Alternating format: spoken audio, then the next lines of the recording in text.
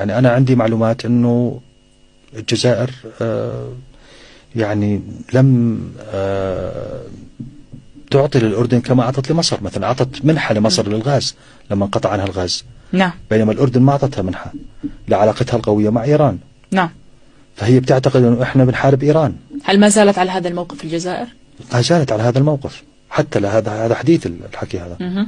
هذا من أسبوعين ماضيات. نعم. تم يعني إرسال منحة من الغاز الجزائري إلى مصر، لأنه الغاز أيضا انقطع عن مصر. نعم. يعني مصر كانت تأخذ غاز من إسرائيل كمان. أنا في بداية هذا المجلس طلبت دعم شركة البترول الوطنية بقوة بما لم تدعم إلا بأمور شكلية. الغاز من الخارج واستيراده، الآن نستورده من شل، ما في عندنا مشكلة مع استيراده. الغاز المصري مش مشكلة. مسؤولية الحكومة هي أن توجد الطاقة. كلنا 7 مليون في الأردن ومتغلبين في هذا الموضوع.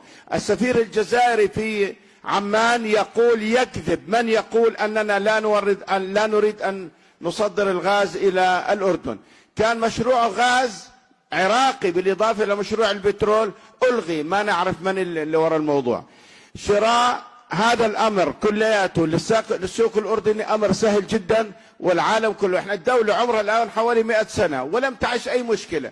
على أمل أن يخرج الغاز على السواحل الفلسطينية رحنا هرولة لنوقع اتفاقية ب10 مليار. ما أعرف من الذي دفع بشركة الكهرباء الوطنية أن توقع نيابة عن الحكومة الأردنية. هذا كله كلامنا شركة بشركة، كلام طويل الحديث فيه وكلياته غير صحيح. بالنسبة لدول المحاسبة احنا بنبحث 20 و100 دينار و200 دينار وتاركين الموضوع الأهم اللي هو 10 مليار.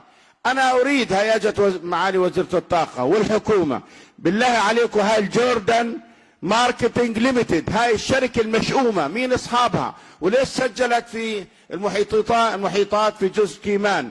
على ماذا تعتمد؟ لماذا المحاكم البريطانية التي تحكم في أي هذا؟ لحد الآن بفخر، الحقيقة بفخر أقول أن النقابات المهنية كلياتها، المهندسين، المقاولين، المحامين، المهندسين الزراعة، كلها ترفض الاتفاقية. ولذلك للعلم التي تنفذ هذا العطاء الإجرامي الشركة ليست أردنية، شركة الفجر، ولا يوجد في.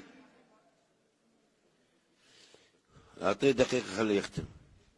عجيب والله هذا. لا ولا عجيب ولا 3 دقائق مثلك مثل الناس. أنا مقرر لجنة، والأصل مثل ما أعطيت الرئيس اليوم أنت مقرر لجنة. أنا بس اللي بدي أتكلم بكل سهولة. أنا مبسوط جدا لنفس النواب وهم الذين